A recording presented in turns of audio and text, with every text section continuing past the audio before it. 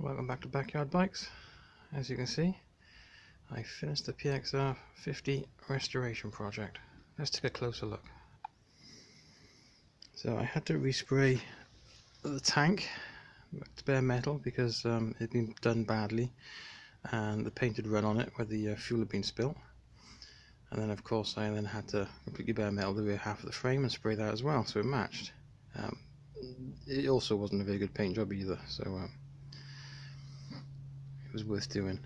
The chrome on the rack wasn't that great, so I've used silver spray just to kind of preserve it a little bit. I tried to restrain myself on restoring the engine because I like things to have a certain amount of originality. Nowadays you can actually devalue a vehicle if you over restore it, because it's more about preservation rather than restoration these days. The forks and the yokes were also stripped down and repainted. New tyres, new brake shoes front and rear, and cables. The original indicators were missing when I bought it, so these are kind of aftermarket ones that are styled on a Honda XL, something like that. I think they look in keeping with the bike. I think if you put those little tiny indicators on it, they look a little bit daft. I did have to make some mounting brackets though.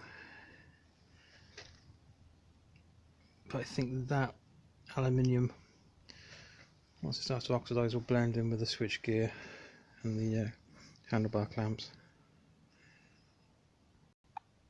It's pretty much 95% original other than the carb upgrade. That's a SHA1515 clone with a one-off billet manifold adapter.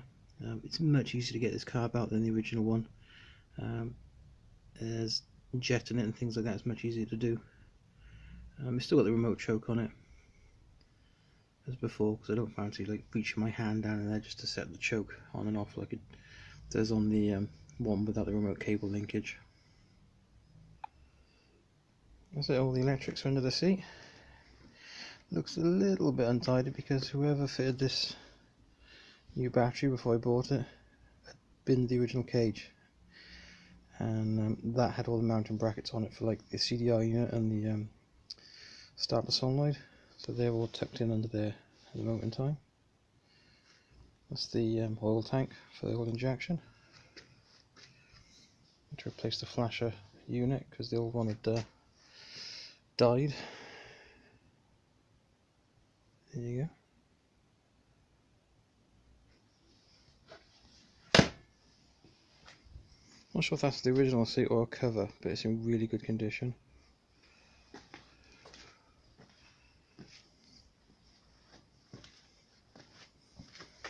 You can say fix the foot pegs. I was going with folding ones, but the ones I got just look really cheap and nasty. So I ended up doing a restoration job. You looked on a previous video where they'd all snapped off due to some dodgy welding by a previous owner. That's all sorted out now. And got the original Honda rubbers on there as well. Right, let's attempt a cold start.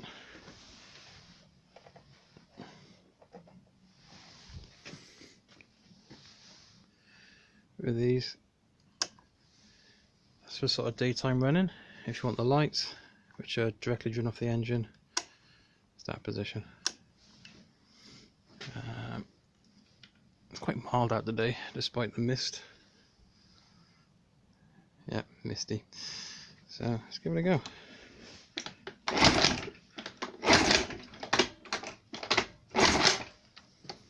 Oh, might need a little bit of choke.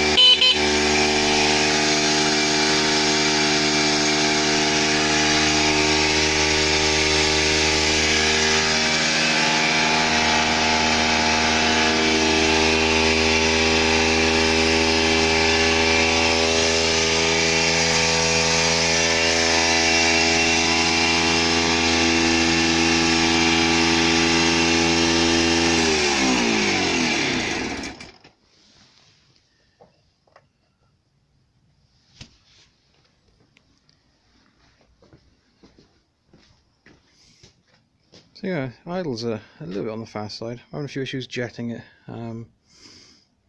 Before I restored it, I was running an 80 jet on that carb, but the plug was running a bit lean, so I put like an 85 in, and it was bogging like bad. So I put an 82 in, still bogging. But I have found on these oil injected engines that the plug does tend to run a little bit whiter than our premix. The AM6 engine does that as well. I'm not sure why. You'd think that, you know, if the right amount of ratio of oil is being injected as a premix, plug should be the same colour. So don't know. There we go. Thanks for watching. Please subscribe if you haven't already done so. It's much appreciated. And tomorrow is MOT time, and it'll be road legal then. See you again soon.